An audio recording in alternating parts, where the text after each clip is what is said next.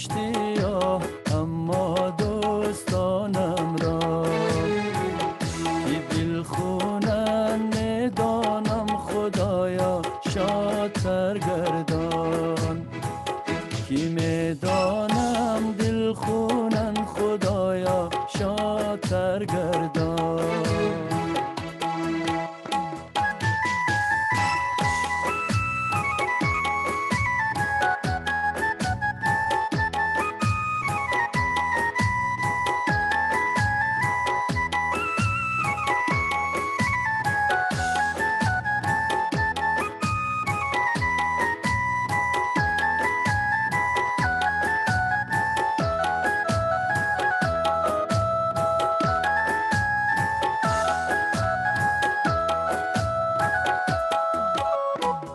کتاب تلخ کامی های ما را خوانده ای یا نه خوانده ای یا نه کتاب تلخ کامی های ما را خوانده ای یا نه خوانده ای یا نه کتاب تلخ کامی های ما را خوانده ای یا نه هزاران صفحه شد این داستان را مختصر گردان هزاران صفحه شد این داستان را مختصر گردان و گردا گردی گورم رقص کن ای باد سرگردان و گردا گردی گورم رقص کن ای باد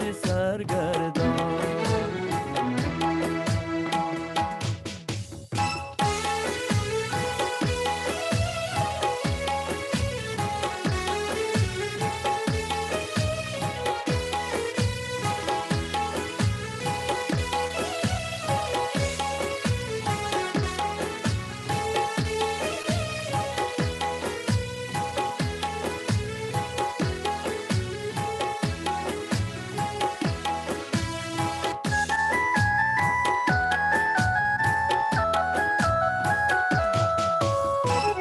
نابستین که می نوشم این پیمانه زر است پیمانه زر است نه آب است این که می نوشم این پیمانه زر است پیمانه زر است نه آب است این که می نوشم این پیمانه زر است بیا این زم مالک را به لطف خود شکر گردان بیا این زم مالک را به لطف خود شکر گردان که من غمگینم ورق را زود برگردان که من غمگینم ورق را زود برگردان مرا 100 بار کشتی یا اما دوستانم را که میدانم دل خونند خدایا شادتر گردان خدایا شادتر گردان خدایا شادتر گردان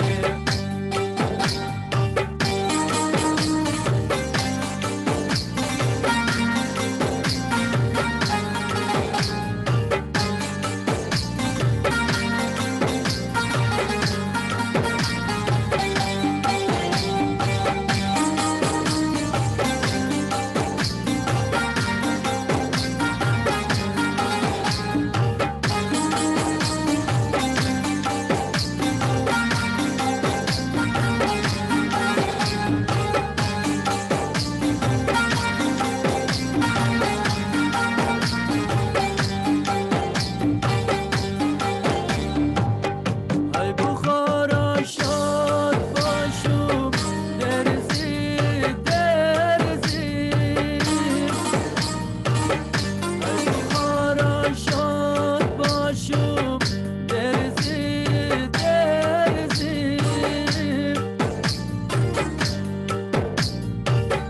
مرزی تو شادمان آیتمی آیتمی مرزی تو شادمان آیتمی آیتمی جوی جوی مولیان آیتمی آیتمی یا دیاری مهربان آیتمی آیتمی یا دیاری مهربان آیتمی آیتمی یا دیاری مهربان آیتمی آیتمی یا دیاری مهربان آیتمی آیتمی.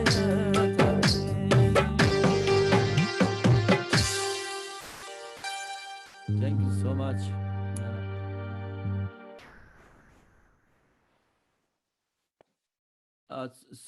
Apologies for if maybe the sound is not good because we don't know how everything looks like, and I'm using the microphone without any effect, anything. Hopefully, please apologies if there was any mistake, anything. Thank you so much, Taqi John. That was amazing, and what a way to start this event. We couldn't be more honoured to have heard your two songs, and in true Afghan style, running over time. Thank you so much to you and your band as well. On a Friday night in lockdown, what an amazing start to our event. I just would like to welcome everyone here this evening. My name is Diana Sayed, and I too am Afghan and an Afghan-Australian, here working and living and campaigning as a human rights lawyer, but also the CEO of the Australian Muslim Women's Centre for Human Rights. Thank you again. That was Taqi Khan. Claire has posted a link to his music and the rest of his band in the chat. I would like to start by acknowledging that we are all virtually meeting. Unfortunately, that's so sad that we could not be in person at Trades Hall here in Naarm, Melbourne, but unfortunately we're just going to have to settle with having this event online. So I'd like to welcome everyone and to locate this event. I'm calling in from Naarm on the unceded stolen lands of the Wurundjeri people and Wurundjeri Woi-wurrung people of the East Kulin Nations, and to acknowledge all elders past and present, and that this was and always will be Aboriginal land. We've got some amazing lineup this evening. This is evening 2, the second part of the launch event, proudly supported by Diversity Arts Australia and the Australia Council. You know, this is an event that actually has been in train for quite a number of months. This was before the last sort of 6 weeks and what's happened and transpired in Afghanistan. So we really wanted to have an event where we celebrate the culture out of Afghanistan. And Taqi Khan comes from Afghanistan as well, and he belongs to the persecuted Hazara ethnic group. And, you know, it's important that we acknowledge and centre those who have been the most marginalised throughout Afghanistan's history and have faced genocide and mass killings, and the last few weeks and months is no different. So, you know, we really wanted to showcase some of the incredible art that Afghans continue to produce, and it's not all doom and gloom, but we know all of us have shared experiences in how we've fled our hometowns and our ancestral homes and are now and he shares his pain through his music, and you could really tell that, and it was quite palpable. What an incredible display there of his artistry. And he tells the silent stories of his people through their painful history, and he shares that through his music. So I'll just run down a quick of what the agenda is for this evening for all of those who have joined us on their Friday nights, albeit some in lockdown, some not. I'll introduce Antony Loewenstein, who was the sort of creator and foundational figure in getting this event going. And then we'll have a panel discussion with myself and Mahmoud Fazal, as well as Antony Loewenstein. And then we'll have Elyas Alavi talk through some of his, he's a visual artist and poet, and he will share some of his poetry with us.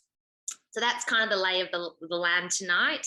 But we really encourage people to participate, engage, let us know what you think of Taqi's music. Let us know if you've got any questions. It is meant to be interactive. You know, we only could be meeting in person and, you know, have an event like this. But I am reassured that next year, phase 2, there's going to be an art exhibition in Blacktown in Sydney where you can actually engage and participate and come along. So please put any questions you have in the chat box throughout the evening, and there's some time allocated at the end, and we will definitely get to it. But without further ado, I do want to introduce Antony Loewenstein. I hope I've pronounced that correctly, Antony. He's an independent journalist, one of the creators of the project, and he'll explain the genesis and the relevance of the 20 years. Because this project, you know, was really about acknowledging the milestone of the 20 years since the US-led intervention in Afghanistan back in 2001. He's an independent journalist, author and filmmaker who has written for the New York Times, The Guardian, and many others. His latest book is Pills, Powder and Smoke, Inside the Bloody War on Drugs. He's the author of Disaster Capitalism, Making a Killing Out of Catastrophe. He's also a writer, co-producer of the associated documentary Disaster Capitalism, co-creator of Al Jazeera English films on the opioid drug tramadol in West Africa's opioid crisis and threats to free speech and liberty during the pandemic, under the cover of COVID. His other best-selling books include My Israel Question, The Blogging Revolution, and Prophets of Doom. His next book, out in 2023, is on how Israel's occupation has gone global, and he's currently developing a number of documentary films. Lowenstein has visited Afghanistan twice, in 2012 and again in 2015, to investigate the impact on the war on Afghan civilians, war profiteers, and the country's fledgling mining industry. During his visits, he also researched disaster capitalism for a book and film. Antony, over to you to talk more about the event. Thank you all. Thank you for that wonderful introduction. And thank you everybody for coming tonight, and also for those who came last night, for those who wanted to come both. I will speak for about 10 minutes. I'm not going to speak for too long. I just wanted to briefly introduce the project, why we're doing it, what it's about, what its aim is, and why we think 20 years is such an important project. What you're seeing at the moment actually are some images by one of the co-creators of the project, Taqi Khan, which was basically hand illustrated on paper. And I'll get to those in a minute to explain who they are and what they are. One of the aims of the project was, which started in 2019, which essentially was a conversation that I had with Taqi Khan, who's a Melbourne-based artist, and a number of Afghans, both in Australia, Afghanistan, and in the diaspora, looking then at what the 20-year anniversary of the Afghan War was going to look like. Now, 20 years was literally yesterday. The 7th of October is 20 years since the US-led invasion began.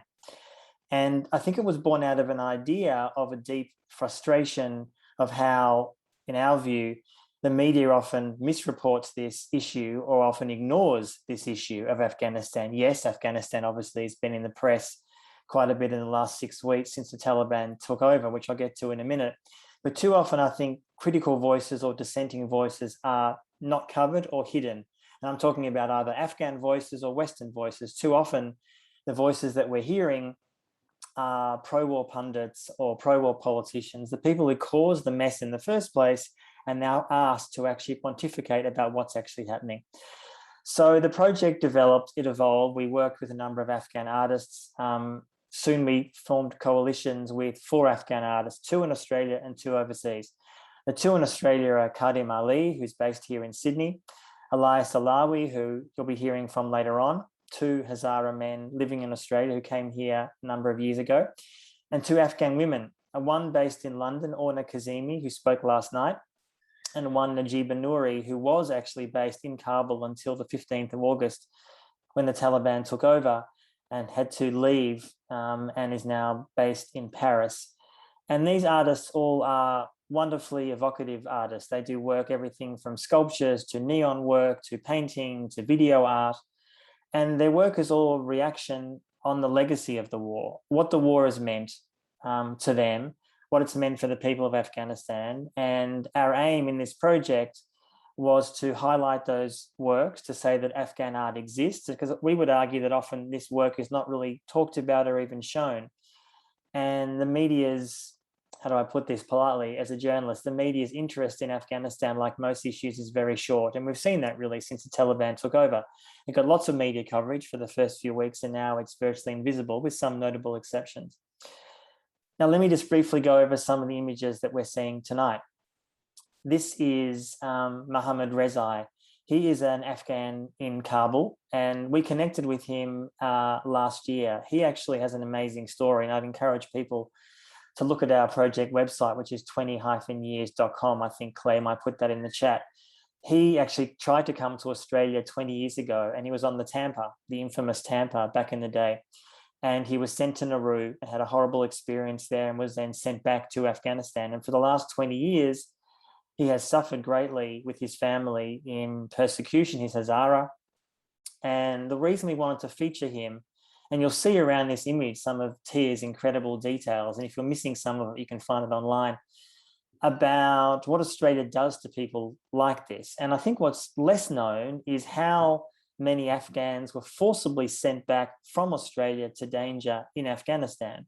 Many other countries have also done this, particularly Germany and other European countries in the last years, claiming that Afghanistan somehow is safe for these people, which we know is nonsense. And we wanted to feature someone like that, who is really, I guess, representative of so much pain that Australia has caused in that country.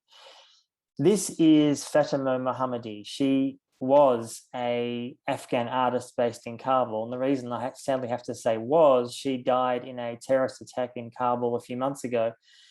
She was part of a group in Afghanistan called Art Lords. And Art Lords started in 2014. They are a group of Afghan artists who believed that Afghanistan needed more color and art within daily life in Kabul particularly. And they would often paint these blast walls. Blast walls were ubiquitous around Kabul. I saw them all the time when I was there years ago. Essentially, these were huge concrete barriers protecting buildings and embassies, and they were everywhere in the city. And they were grey and dull, and Art Lords believed that there should be colour and light on them. So they painted these incredible murals, and you can Google that. You can find them easily online. I have to say, since the Taliban took over, most of those walls have been painted over, but history thankfully records them through photographs and videos. And her story was incredibly powerful in a way, because she was an Afghan artist who paid with her life for simply wanting to paint and visualize what she thought was a incredible, important idea. This is Dr. Noria Salahi. She is a Australian Afghan. She's based in Melbourne. I think she might even be watching tonight. Her story is remarkable, and you can find more details about her on our website, and also the NGO that she founded, Afghan-Australian Development Organisation. Her life is too hard to summarize now. Suffice to say, we wanted to paint, or Tia wanted to paint her, and we wanted to speak to her and feature her, because she obviously is an older Afghan generation. She didn't come since the Taliban took over. She came in 1981, soon after the Soviet Union invaded Afghanistan. And she really has created quite a remarkable legacy here. She started the Afghan restaurant in Melbourne, which some of you in Melbourne may have been to. It's been going for years. It still continues. I've been there myself back in the day as a Melbourne born and bred guy. And she's helped countless Afghans in Afghanistan, and indeed those who are trying to settle here in Australia. And we want to focus on her because of her story, but also to say that there are so many people like her who have not just assisted Afghans coming as refugees to Australia, but also helping Afghans back in Afghanistan, particularly young women. And her organisation has given lots of support to women over the years. And in fact, I'm proud to say that through both last night and tonight, we've raised close to 1,800 Australian dollars that's going to be given to that organisation to help Afghans, young Afghans in Afghanistan, particularly women now. And that organisation still operates even since the Taliban took over. Now, this is David Mcbride, who's obviously not Afghan. He's an Aussie guy, amazing man who I'd encourage people to Google if I don't know much about him. He was a whistleblower. Some of you may have read about a lot of the war crimes allegations against Australian forces in Afghanistan in the last decade and a half. And David is one of the key people, is why we know what we know. He was a military lawyer in Afghanistan. He was incredibly frustrated by what he was hearing in Afghanistan when he was there. He was based there a number of years ago. And there was no interest in the chain of command above him to address those, to look into them, to actually take them seriously. He ended up leaking that information to the ABC. A few years ago, they released that as the Afghan Files. And cut a long story short, he is now facing serious charges that may put him in jail for the rest of his life. And the reason we wanted to feature him, and you can see on that image Tia's amazing detail, and again, you can find more detail of that on the website, on our project website, that he was really someone, and his trajectory in life is remarkable, and we capture some of that in our interviews with him. He used to be a believer. He used to be a believer in the war. He used to believer in the West. He used to believe in the Afghan enterprise. And that radically changed when he was there and saw some of what not just Australian, but other Western forces were doing. They're often committing war crimes and, in fact, increasing and worsening the insurgency. David's based in Sydney, and his trial was going to start this year, but may will now be postponed until next year because of COVID. But he's just a remarkably brave man. Let me just say a few other things briefly before we start the conversation. The project, as was just said, is in two parts. One, it starts at the moment with these events. The second part is in 2022 at Blacktown Arts. It's going to be now starting in August. It's a big exhibition with all those artists I mentioned before. Tia, those 4 portraits you've just seen, he'll be doing about 10 of them. There's about 6 more of other characters that we're speaking to, featuring both here and overseas, people that we've interviewed. And the exhibition will be running for a month. Will not just feature the artwork, but also lots of community engagement. Blacktown has the largest Afghan community in the country, and we're currently speaking to many Afghans and others in that area to find ways to really not just engage the local community, but also expand that to the wider community to be able to understand what then will be 1 year since the Taliban took over. So I'm just going to finish there and say that the idea and the vision behind 20 years was a collaboration between, as I said, Tia and myself and Afghans to present a different kind of legacy of the Afghan war, unvarnished. And we believe it's important to hear those voices now more than ever. And I'll leave it at that. Thank you. Thanks, Antony, and what a remarkable display there and an initiative, really, because, you know, for the most part, a lot of the narrative has been co-opted by what people have coined, you know, the forgotten war, 40 years. You know, we only see it through the lens of Western media that reduces us to refugees, those who can't you know, govern ourselves, those without agency or autonomy and aspirations, just like any other person or any other family or, you know, country in the world. And I think that it's really important that these sorts of ideas are celebrated, that we have platforms, we have spaces where we can see Afghan art and culture and our history, which runs so deep. And I really value that. So thank you so much to you and to Tia for really spearheading this project, but also the inclusivity of Afghans really being brought into that.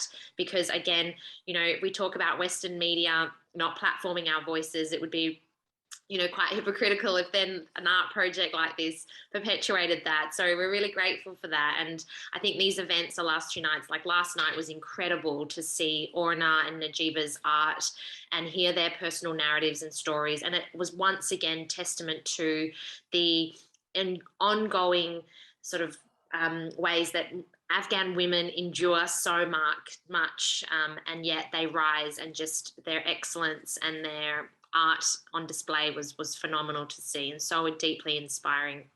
And I'll bring Mahmoud in on this conversation as well.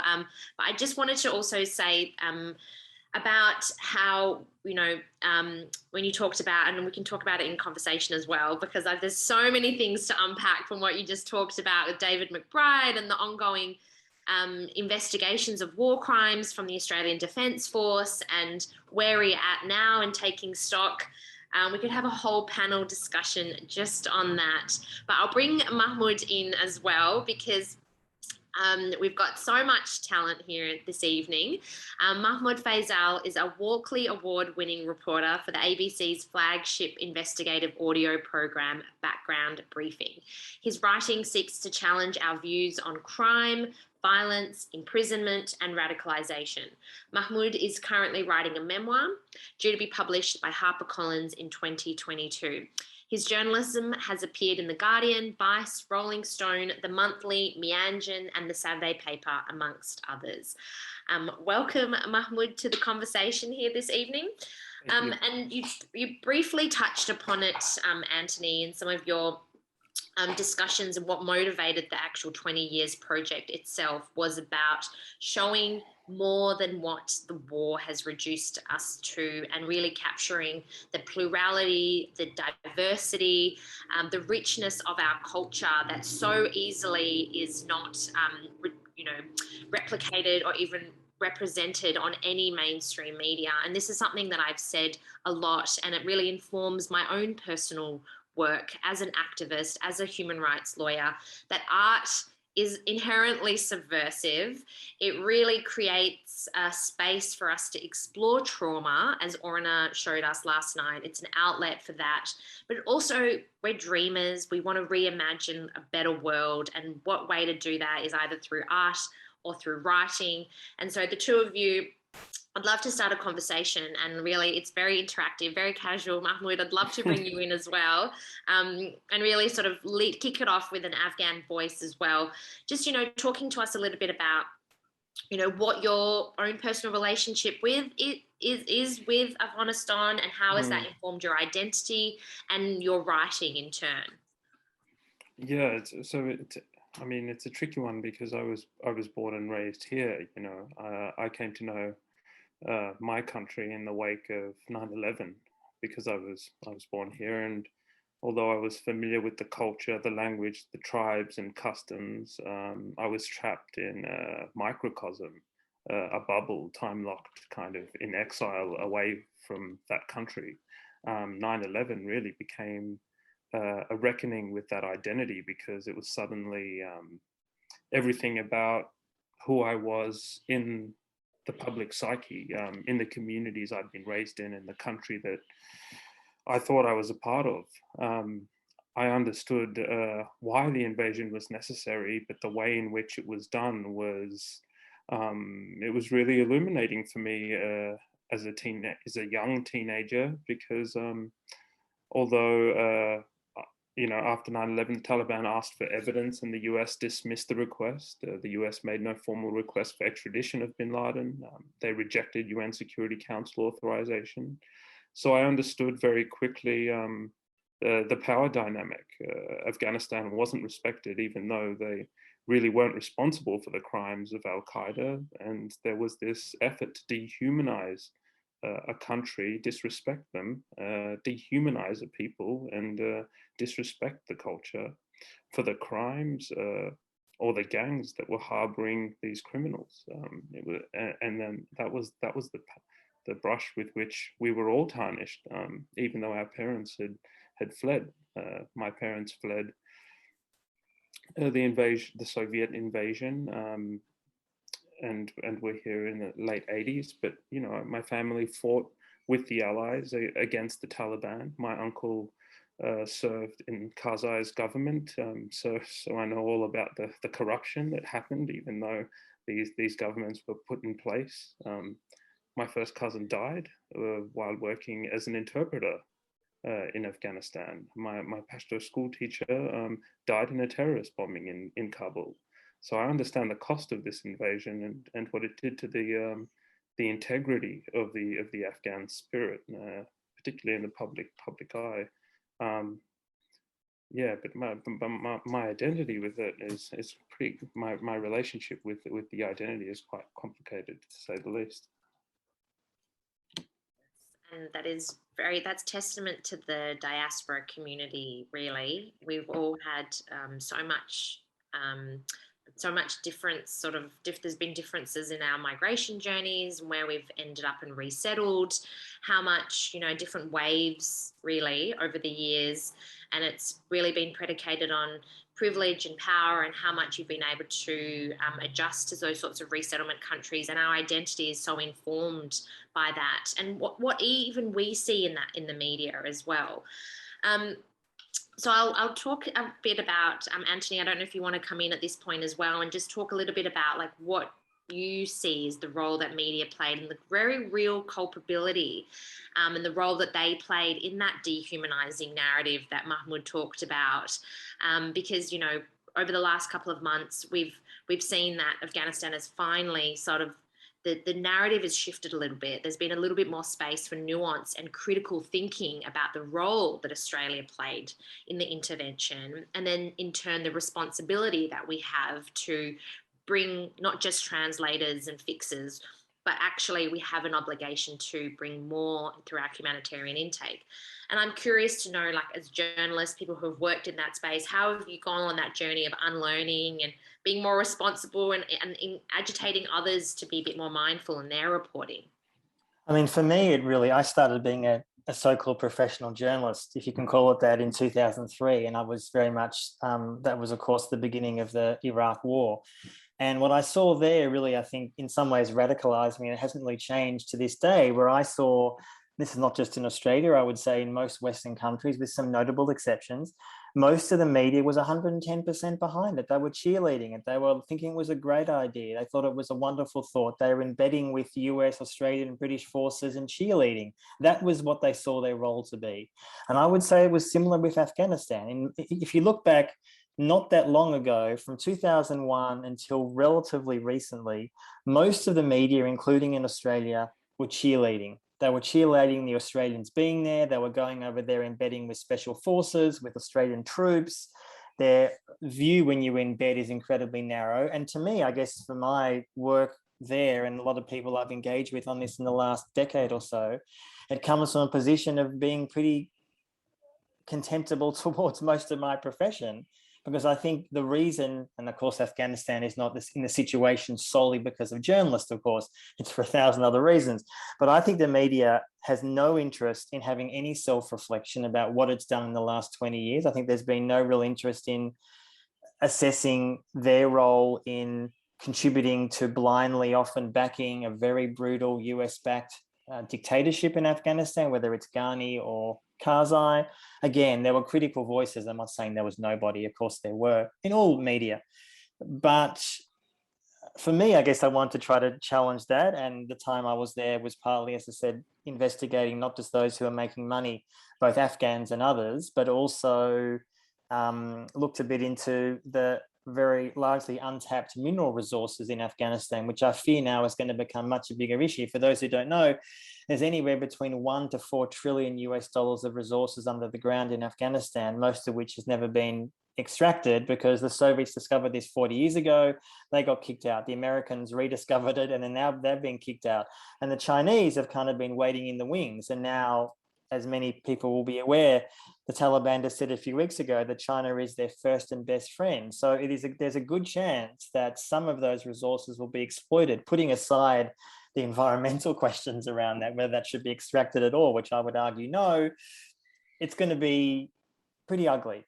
And so I think for me, what the project has been trying to do, and obviously Tia and I are not Afghan, but we have in various ways relations both with Afghan people, but also Afghanistan itself, and partnering with majority Afghans either here or in Afghanistan or elsewhere, is to challenge that narrative and to say so much of the media coverage has been not just myopic, but willfully ignorant. And I mean, just finally, you talk about, there's been a bit more discussion about Australia's role, I guess you mean, since the Taliban took over. I guess that's true, although most of the coverage that I was seeing since the Taliban took over doesn't mention the fact that Australia's accused of killing dozens and dozens and dozens of Afghans. And the Brereton report says 39 Afghans. From my understanding from people I know, it's likely to be way more than that, way more. And I don't really see much self-reflection about that, because I fear if some other similar, God forbid, 9/11 event happened again somewhere else, Australia would be doing exactly the same thing again. And that's why this project is really important, I think, to sort of say, no, that is not okay. Yes, and I was just going to say that as well, Antony, in terms of, the media can definitely do with some serious self-reflection over the last 20 years, even beyond that. And I always take issue with these ideals that the media is supposed to be objective, because Mahmoud and I even talked about this before. There is no such thing as objectivity. You're always serving some purpose, some agenda. And I think that we need to start there as well, because it's not just Afghanistan, it's Iraq, it's Syria, it's Yemen, it's Somalia, it's even what's transpiring in our own region with the Rohingya. So I do feel that it has a broader impact, not just on Afghanistan. And I've dedicated my life as a human rights lawyer working on these very real campaigns over the last couple of decades myself. So not to give away my age, but I think it's really important. But on the flip side of that, we saw then when David Mcbride very strategically leaked that information around some of those allegations of war crimes that turned into the Afghan files, which prompted the Brereton report.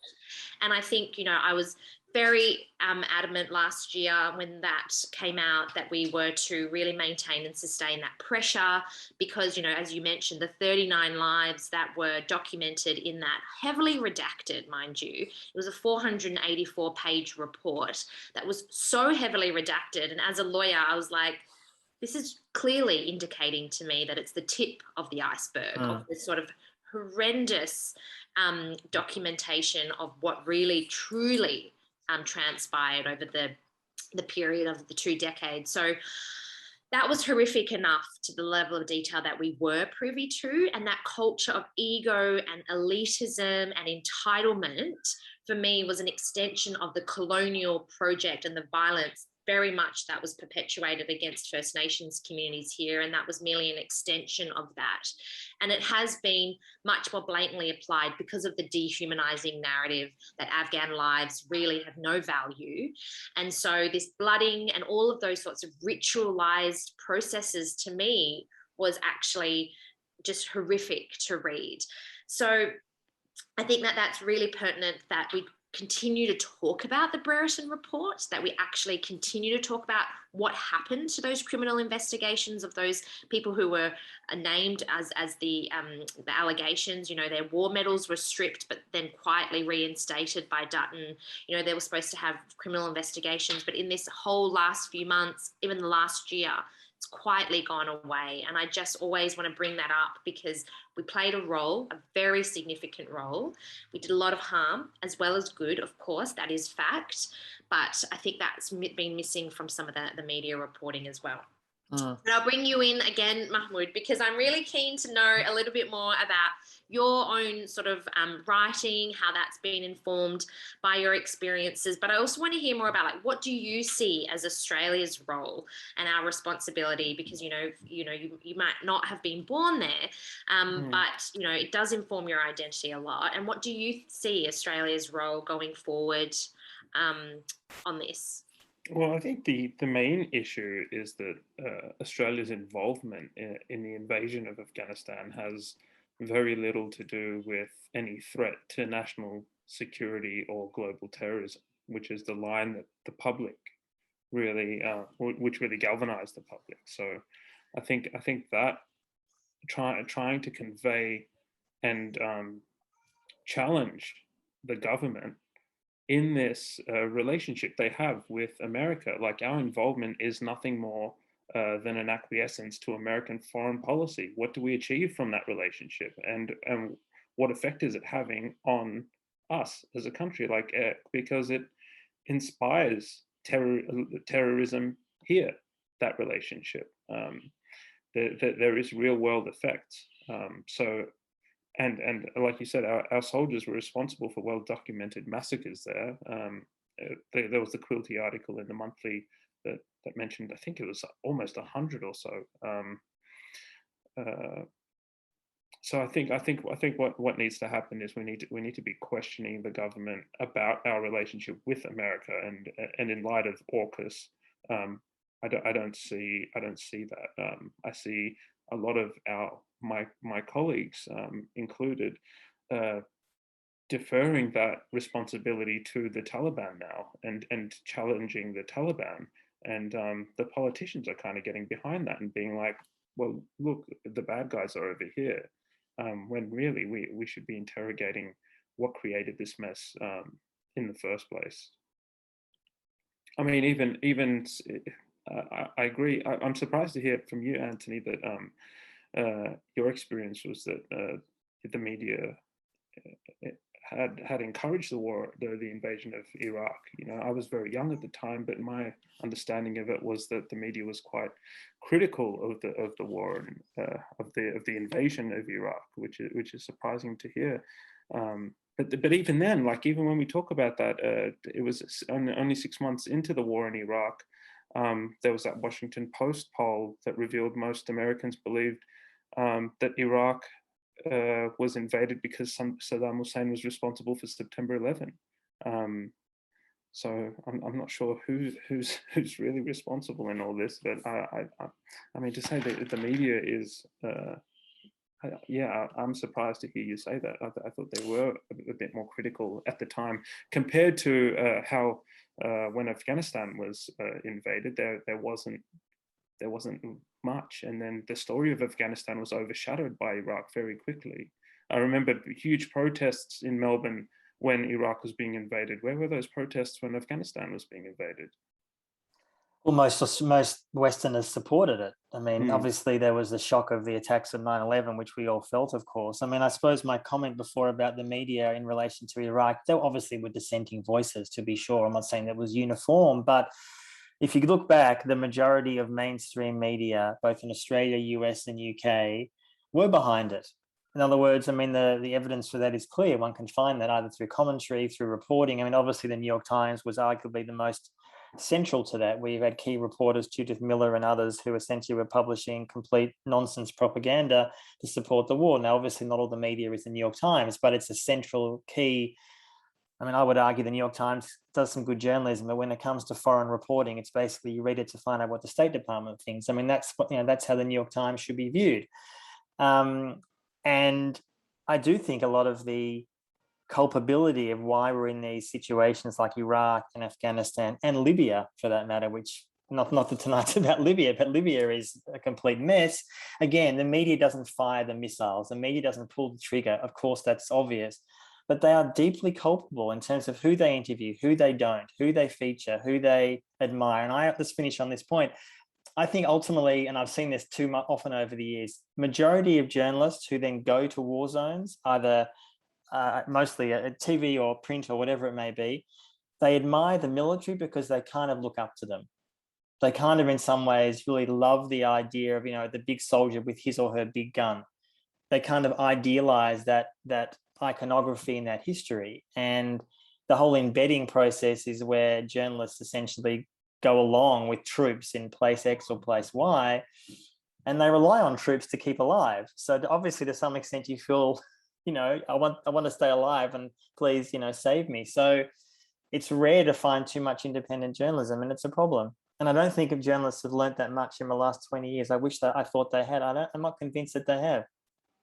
I wasn't even, especially in what you said. What do you make of the recent media campaign following the Taliban's takeover of Kabul? Then, because I found a lot of the line of questioning not achieving much. There was a lot of virtue signaling happening by programs like 60 Minutes, where they were just berating these people on their treatment of women. Of course they treat women poorly. They're a Salafi jihadist movement. I just felt like we weren't achieving anything through that dialogue. And not unimportantly, how do we think in vast parts of the country the US-backed government was treating women? I mean, people sort of forget that, and again, this is not in any way a defense of the Taliban, who are a brutal bunch of course thugs, not. Yeah, for sure. But in vast parts of the country, 70% of the population of Afghanistan is rural, most of whom don't get much coverage or traction. There's vast amounts of evidence to say that for a lot of them, if they're forced to choose between the Taliban or a US-backed government, some of them would prefer the Taliban. This is not to suggest they love the Taliban. It's to say that their lives in many parts of the country for the last 20 years was made hell by endless war. Now, how they feel about the Taliban now in the coming years, we'll have to wait and see. And I'm not saying for a second it's going to be perfect by any means. But I do think that there is that view since the Taliban took over was mostly ignored. Of course, let's not ignore and minimize the fact that for many of the educated Afghans, particularly women, it's going to be bloody tough. There's no way around that reality. And I am very aware of that. But in a lot of parts of the country, the picture is far more nuanced than that. And those views and voices are not really heard much. Yeah, I had a argument with a colleague about, where were these cries for Afghan women when they were living under both the Taliban regime in provinces like Helmand and being bombarded by drone strikes? Like, where was the reporting then? Yeah, I agree. And as an Afghan woman, I think it's important to have our voices included when we talk about Afghan women.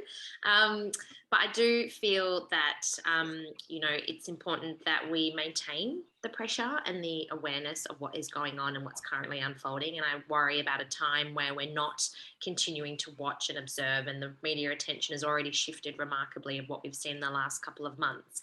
But I do want to come back to that question about the culpability in the media reporting, because even around that period where we were seeing really horrific images of people fleeing and running under planes to try and get on some of those mercy flights, when we were seeing people who were internally displaced and trying to flee for Kabul during those periods of, before Kabul fell, I did feel that sort of reporting was not, it was again sort of the dehumanizing of our experience, our plight, the women and children, the images and the view of that was just, it was so triggering for us. And I know that the diaspora community can never compare to those people who are still there and experiencing that firsthand.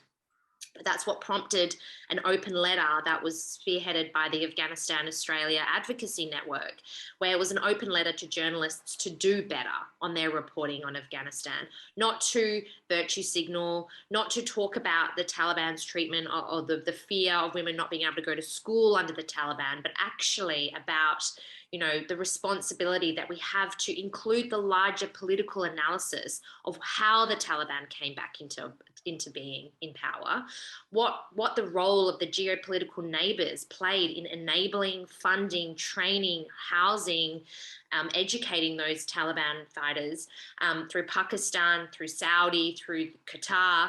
But also we can't forget that Trump and Biden were very much part of those so-called peace deals in Doha. So that was not getting cut through. That nuance was not getting cut through. We still saw soldiers cradling babies like they're there as our oppressors and as our saviors.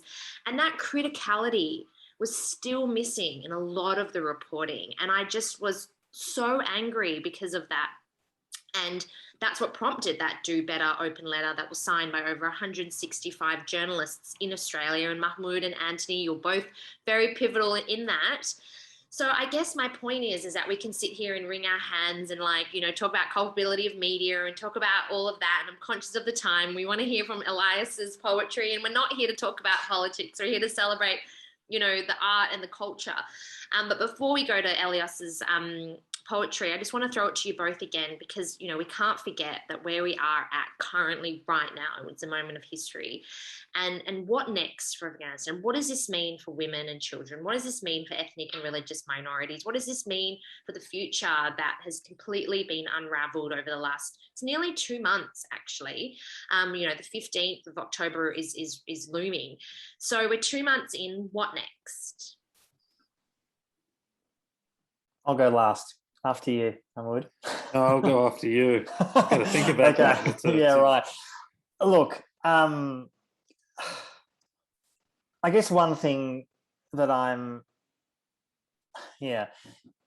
have, like everyone, I'm sure, a lot of people on this event have either family or friends in Afghanistan, and for those in the major cities, the ones who haven't been able to get out, more educated, particularly women, it's a very, very difficult, stressful time. People who are in the arts, who are journalists, the man I showed you guys before, Rezai, who is living in Kabul with his 5 children and his wife, who wants to get out, who's being he's been discriminated against for years. People like that who have no connections, so to speak, it's going to be tough. And many of them are going to try to get out if they can. If they can't come to a Western country, it will be probably Pakistan or Iran. And as much as both those countries have horrible governments and horrible treatments of their own citizens and others, the truth is that both countries have housed for years huge numbers of refugees, including from Afghanistan, which is not at all to defend their treatment of them, but it's to say that they do. And I agree with what was said before, that their role, particularly Pakistan's role, is deeply dark, and that's not going to change. I mean, if my Afghan friend of mine has regularly said to me that essentially the US gave Afghanistan to Pakistan and China. That's essentially what's happened. Now, personally, I think the US should have left. That's my personal view. But the truth is, China and Pakistan now, in inverted commas, own Afghanistan. And that's not a good thing. Neither government have arguably the best interests of the Afghan people at heart. I think also I would say, though, that, and I know this already there's been some reporting about this in areas outside of major cities, reporting including in hospitals, there is less violence. There's less violence, there's less death. So far, again, I want to be very clear, this is not all to defend or ignore the fact that in certain areas, Amnesty just released a report this week showing in parts of the country the Hazaras have been forcibly pushed out. Not at all defending or ignoring any of that, but the truth is that the death toll in the last 20 years, which particularly ramped up in the last few years, mostly, of course, for Afghans, was horrific. That has undeniably declined hugely. Hospitals are seeing less war wounded. I'm not sort of trying to find a silver lining here in the reality. I'm simply saying that the cessation of the war does bring a chance to reflect on what has happened in the last 20 years and what that looks moving forward. Just finally, I do think there should be engagement with the Taliban government. Not because I think, when I say engagement, not by me, I mean by governments, by Western and other governments. Afghanistan is facing a complete humanitarian disaster. I mean, people may not be aware of this. I'm sure some are. The economic situation is dire. People are facing mass starvation. It is grim. The country needs support. It needs aid. Now, where's that going to come from? Neighbours, the US, Australia? I don't think it really makes much of a difference, to be honest. It needs to happen. I don't think a country like Afghanistan should be solely aid dependent, which is, I think, a problem that many countries now face. They are almost not real states. They're kind of aid states where they're indefinitely run and arguably controlled by those sitting in London or New York. That's a whole separate conversation. But I do think there needs to be engagement with the Taliban regime to potentially moderate their views, potentially moderate their policies that help the Afghan people, which ultimately is what our goal should be, even more so after all the devastation we've caused in the last 20 years. I'll leave it at that. I think what you said is a great point to finish on. Like this idea of what the cost of peace looks like after war. Sometimes peace can look evil. Sometimes peace doesn't mean freedom. Sometimes, as history has taught us, violence is necessary not just to attain peace, but to maintain peace. It's an ugly thing to have to reckon with. But I think two things that we, as outsiders, are responsible or should be responsible for is not inspiring or inciting violence. There's a lot of Twitter talk about people trying to kind of position people in Panjshir, for example, to take up arms. Like I think that's not our role. Like we should not be inciting any kind of violence. The other thing is there's a lot of divisiveness on our end about tribal faction and sectarianism and all that stuff. And I think I find myself doing it often. I find like this, feel this kind of burden to condemn the Taliban at every turn or criticize them more than the Ghani government, because I was raised kind of like this: all terrorists are Muslims, so all Muslims must be terrorists, and all Pashtuns are Taliban, so all Pashtuns must inherently support Taliban. There's this hardline view of the Taliban as a kind of Pashtun supremacist movement, which is divisive, and I think it's very toxic. Even though anyone familiar with the Taliban Salafi policy would know that their history as an anti-Pashtun initiative is clear. They declared the Jirga system an un-Islamic principle, for example, and replaced tribal elders with mullahs. That I think those 2 points are something that I feel like we as outsiders should not be meddling in, and creating more issues internally in the country. Yeah, there's a lot to unpack there. And, I don't want to get into the complexities of acknowledging or legitimizing a terrorist organization in Afghanistan, which has very real implications for women and children and families and ethnic and religious minority groups. Because as a human rights lawyer, I don't see any way in being able to work with a terrorist organization who tries to deeply seek out some legitimacy, and whether that is working with governments with human rights benchmarks or having aid conditional on human rights achievements is just not going to happen. So I don't know what other strategies we can employ as an international community, but at the moment the trauma is too real. So I will go now to, hopefully we can segue and end on a note where it's not so negative and depressing. We've got Elyas Alavi, who's going to share some of his beautiful poetry with us. And I do want to just let people know that we are continuing our campaign on the Action for Afghanistan. You can look us up. I'll put it in the chat as well. You can take action to call on the Australian government to increase its humanitarian intake by at least 20,000. We know that they've had history of doing it with the Syrians and Iraqis in the past. They've done it with the Chinese, and they've done it with the Vietnamese. And, there's so much that our government can do, even granting those Hazara community people who have been here for the last 10 or so years, who are languishing on temporary protection visas. They can very easily remove the bureaucratic red tape and grant them permanent protection so they can be reunified with their families. So there's a lot there that can still be done from a campaigning perspective in Australia. So I'll put that website on there. Please take action. Please continue to talk to your friends and family about what's going on in Afghanistan, because it's not going away anytime soon, sadly. But I will throw over to you, Elyas. Elyas Alavi is a visual artist and poet based in Adelaide. His practice is interdisciplinary, bridging elements from poetry to visual arts, from archive to everyday events, with the intention to address issues around displacement, trauma, memory, body, and sexual identity. He reflects upon his background as a displaced Hazara and uses his particular experiences and contemplations as an epistemological model for the dislocation of people and collective memories. Alavi graduated with a Master's in Visual Arts at the University of South Australia in 2016 and a Bachelor of Visual Arts Honours in 2013, and has exhibited at Mohsen Gallery in Tehran, First Draft Sydney, Robert Kanija in Toronto, IFA in Kabul, Chapter House Lane in Melbourne, UTS in Sydney, as well as ACE Open, Felt Space, Nexus Arts, Kaksa, Project Space, or Adelaide.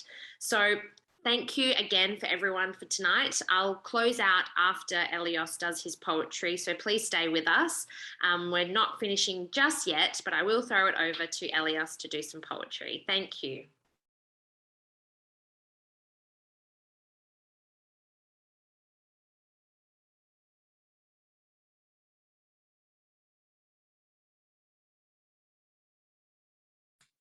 Sorry, I was on mute. Hi, Diana, and hello, everyone. First of all, I would like to acknowledge the traditional custodians of the Ghana people of the lands that I'm speaking from today. I'm going to read three fairly short poems, and which, as you were talking, that you may ending the event by not so much sad material, but literally most of my poems are full of unfortunately full of sorrows and sad stories. The first one I wrote it in 2005 when I was in Kabul. شعر من تو نیز آواره‌ای، روزی در قندهار دود میشوی، روزی در کابل به زندان میافتی، روز دیگر در دایکندی بند بندت پاره پاره می شود. شعر من تو نیز گرسنه‌ای چون بکوا که لبان خشکش را به مسافران نشان می‌دهد، چون شهناز که گیسهایش را می‌فروشد و نانی سرد، چون رئیس جمهور که ما را می‌فروشد و نانی گرم. My poem, You Too Are an Exile. One day you go up in smoke in Kandahar. One day you're thrown into prison in Kabul.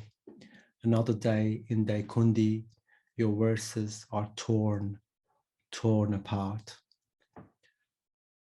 My poem, You Too Are Hungry, like the Bakwa plain which offers its dry lips to the travelers, like Shahnaz who hooks her tresses for a cold piece of bread, like the president who sells us for a hot piece of bread. My poem, You Too Are Homesick, and the cold is going to kill us all. The second poem. اگر مرگ به سراغت می آید، کاش به هیئت سل بیاید، به هیئت سرما، نه حمله انتحاری. باید وقت داشته باشی مرور کنی خاطراتت را، تنت را، رفتنت را، نه اینکه با پاهای خودت از خانه برایی و تنها کفشهایت را بیابیم در بازار و دستهایت را پیدا نتوانیم، لبخندت را، نگاهانت را پیدا نتوانیم.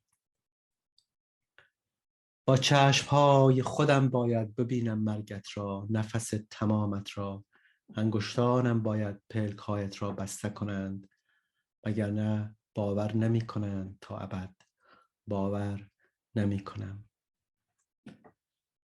My beloved, if death be here for you, let it be in tuberculosis form, or the form of bitter cold, not as prey of suicide bombing.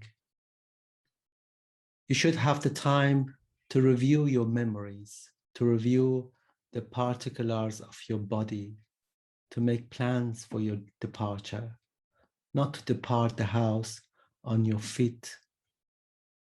And we only find your shoes in the bazaar, not to ever find your hands or your smile, never to locate your eyes. With my own eyes, I ought to witness your death, your final breath. My fingers should touch your eyelids to close. Otherwise, no one will believe it. Forever, I myself will not believe it. And the last poem, I just don't want to go over time, so I'm gonna just read it only in English. The homeland. The title of the poem is Where is the Homeland? Where is the homeland? The homeland, a wooden table at which we drank tea and breathed a sigh of relief just before the immigration police caught us. Where is the homeland? An old boat adrift on on the wild tresses of the Aegean Sea. Pray that the sea calms down, the clouds calm down, the winds calm down, the old captain was saying just before we danced among the waves. Where is the homeland? A detention camp in Torbat Jam in Iran with high cement walls, with a high barbed wire fence, with long queues, a bread, a letter, shame. The homeland, a distant bar in London amidst fog and smoke and darkness in which people with troubled shadows and faded lost eyes breathe bitter, bitter breaths and down their cup of sorrow. تله سیاه، سفید سنگ، کویته، Istanbul, Noro. The homeland perhaps is a hole in a cemetery in Adelaide that waits hungrily for my thirsty lips. Where is the homeland?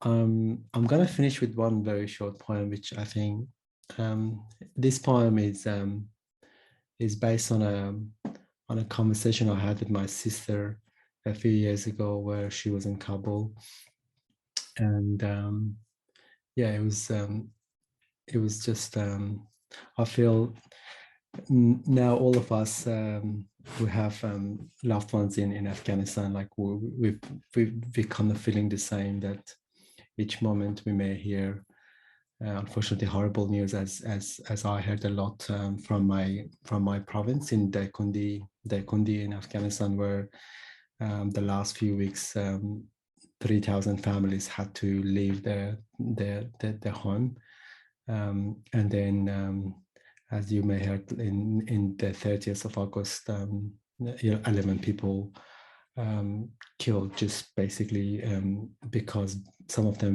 were members of the former government, and they surrounded themselves, but Taliban literally just executed them in front of people. And yeah, so this poem called Conversation. به خواهرم گفتم از بازارهای شلوغ کابل، از میدانهای شهر و محله‌های بزرگان دوری کن. گفت اما مرگ در اینجا چون گرد در هواست، همه پنجره ها را ببندی نیز سرانجام به اتاقت میرسد. I told my sister, stay away from Kabul's bazaars, stay away from town squares and the areas of high-ranking officials. She told me, but here death is like dust in the air. Even if you close all the windows, eventually it gets into your room. Thank you so much. Thank you. Thank you, Elias John. That was incredible. Honestly, really, as much as we tried to end on a positive note, it's actually important to acknowledge that we are collectively suffering, and obviously some more than others. And I'm so sorry that your family in Daikundi and all of those, the harrowing stories that are continuing to come out, and what we can only get from the media at the moment, because that's what we're relying on as the diaspora community, refreshing our feeds and getting those WhatsApp messages. So thank you so much for sharing that. It's really powerful. A pleasure. I just want to make a note that I mainly write in Farsi, and so these poems were translated by friends, especially Zuzana Olsevska and Fatima Shams. Amazing. Thank you. And really, to hear someone be able to do their own poetry and language is just remarkable as well. And I wish we were all in person and we could all celebrate and get together and share a meal as well now. But unfortunately we can't. But hopefully out of lockdown next year we can be in Blackdown at the Arts Centre so we can meet in person. Elias, I would love that. But I just wanted to say thank you again to everyone involved in the last 2 nights of the events. Obviously, Antony and Tia and everyone else involved. All the donations on both nights will be given to the Afghan-Australian Development Organisation, as Dr. Noria Salahi, AOM, who was photographed, all her remarkable work that she's continued to do in Afghanistan with Afghan youth. We've confirmed that their work will in fact continue after the Taliban's takeover, and the support of all the programs to teach science and life skills for Afghan women will in fact continue. So all of your funds donated so generously over the last 2 nights will go to that organisation. Thanks for coming again, and please check out the project website that's been put in the chat.